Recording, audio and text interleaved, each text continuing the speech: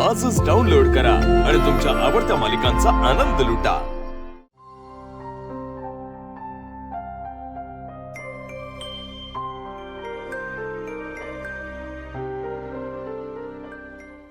दादा, तू इकडे आलास आणि घरात नाही आलास? खरंय, मी आलो होतो तुझ्याकडेच। दारातच जे काही पाहिलं ना, त्यानंतर घरात पाऊल ठेवण्याची इच्छा सुद्धा झाली नाही माझी।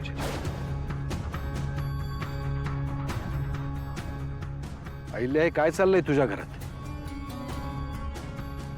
जिच्यामुळे माझ्या मुलीचा संसार उद्ध्वस्त झाला असता, अशा मुलीला तू तुझ्या घरात थारा दिलायस।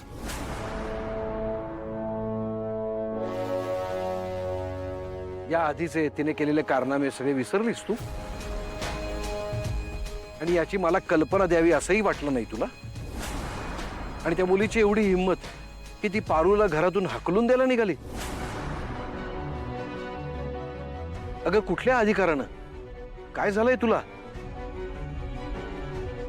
आणि जोपर्यंत ती मुलगी या घरात आहे ना, तोपर्यंत माझी मुलगी तिथे सुरक्षित आहे असं मला अजिबात वाटणार नाही।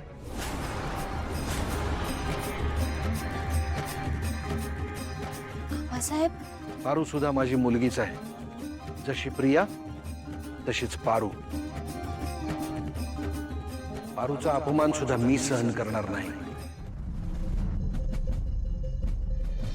रक्षाबंधनाला तू मला घरी बोलवलंस म्हणून मी तुझ्या घरी आलो, माझ्या मुलींना आणि माझ्या बहिणीला भेटायला। पण इथे भलतीच माणसं मला दिसतायत।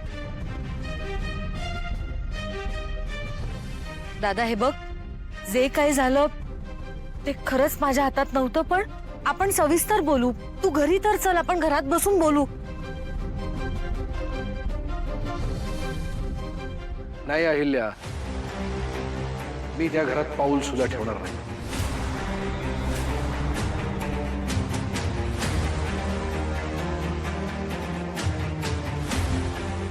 आणि मी ठरवलंय की मी प्रिया आणि पारूला सुद्धा त्या घरात राहू देणार नाही। मी त्यांना माझ्यासोबत घेऊन जाणार आहे। दादा, आबासाहेब, पण एक गोष्ट लक्षात ठेव अहिल्या, जर ही मुलगी तुझ्या घरात राहिली ना, तर तुझं घर मोडल्याशिवाय राहणार नाही ती। मला हे सगळं कळतंय, पण कळतंय तर मग वळत का नाही अहिल्या? अगं, काय झालंय तुला? इतकी तुझी पहुंच असताना सुद्धा त्या कपटी मुलीला तुझ्या घरात कारस्थान करू देतेस तू? ती कशी आहे हे माहित असताना सुद्धा तू तिला घरात ठेवून घेतेस? अगं, तू कधीपासून एवढी कमजोर झालीस? दादा, हे बघ, मला कल्पना आहे की दिशा या घरात आल्यामुळे प्रियाला त्रास होत असणार। खरं तर हा प्रियावर अन्यायच आहे। मी दिशाला या घरात ठेवण्यामागे एक कारण होतं, पण काहीही झालं तरी मी माझ्या भावाचा अपमान सहन नाही करू शकत।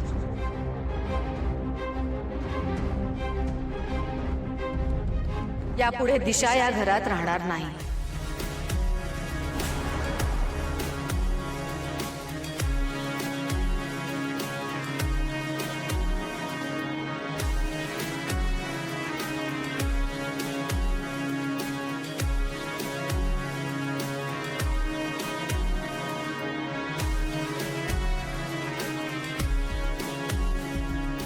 आबासाहेब, चला आतमध्ये।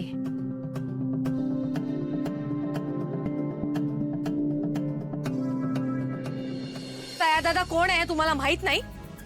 चल, दिशाला एक वेळ माहित नाही असं आपण गृहीत धरू, पण दामिनी तुला माहितीच आहे ना? आणि असं असताना सुद्धा तू त्याला घराबाहेर थांबवण्याची हिम्मतच कशी केलीस? तो माझ्यासाठी किती महत्वाचा आहे तुला वेगळं सांगाल नको? त्याच्यावरून हे घरच काय, मी माझा जीव सुद्धा ओवाळून टाकू शकते। आणि दिशा, तू काय पारूला ह्या घरातनं बाहेर काढायला निघाली होतीस? कोण आहेस तू? हे घर तुझं आहे? कोणी दिला तुला हा अधिकार? मी न्यू सासू मॉमची सून आहे।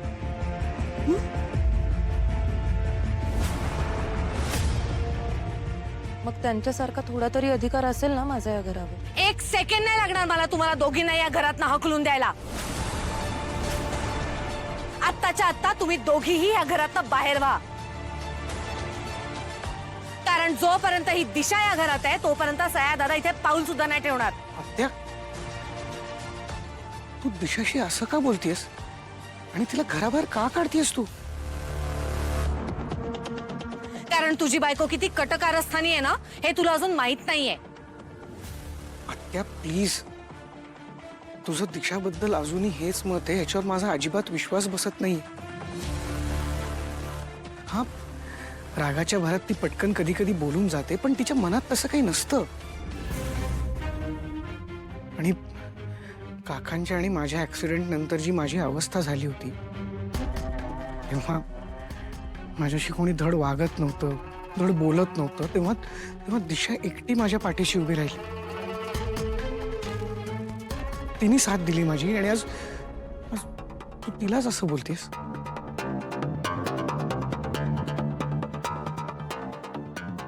हीच योग्य वेळ आहे वहिनींना त्यांनी दिलेल्या वचनाची आठवण करून द्यायची. वहिनी, तुम्ही एक वचन दिलं होतं, आठवतंय का तुम्हाला? नाही का, आदित्य आणि प्रीतम सारखाच या घरावर परितोषचा सुद्धा अधिकार असेल. आणि हा, तुम्ही अजून काय बोलला होतात?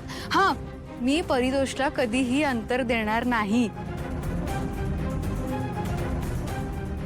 आणि आज काय सुरू आहे? तुम्ही त्याच्याच बायकोला या घरातून हाकलून लावताय. नाही, मला एक प्रश्न पडलाय. अहिल्यादेवी किर्लोस्करांचा शब्द, त्याचं काय झालं? सया दादापेक्षा अहिल्या देवीला काहीच महत्वाचं नाहीये. तो या घरात येण्यासाठी मी काहीही करू शकते.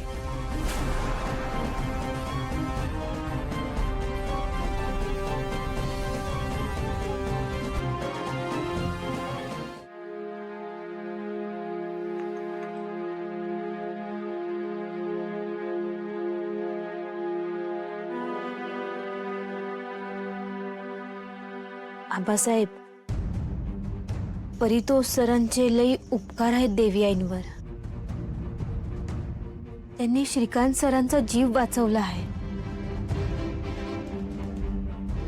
पण त्या ऍक्सिडेंट मध्ये परितोष सरांच्या मेंदूला मार लागला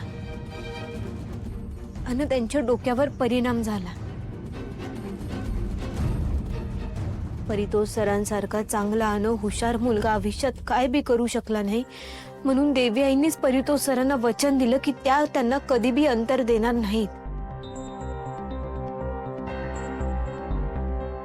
परितोष सरांच्या भोळेपणामुळे त्या दिशा मॅडम त्यांच्या आयुष्यात आल्या. आणि मग देवी आईंनी परितोष सरांना वचन दिल्यामुळं दिशा मॅडमना नाईलाजानं त्यांना घरात घ्यावं लागलं.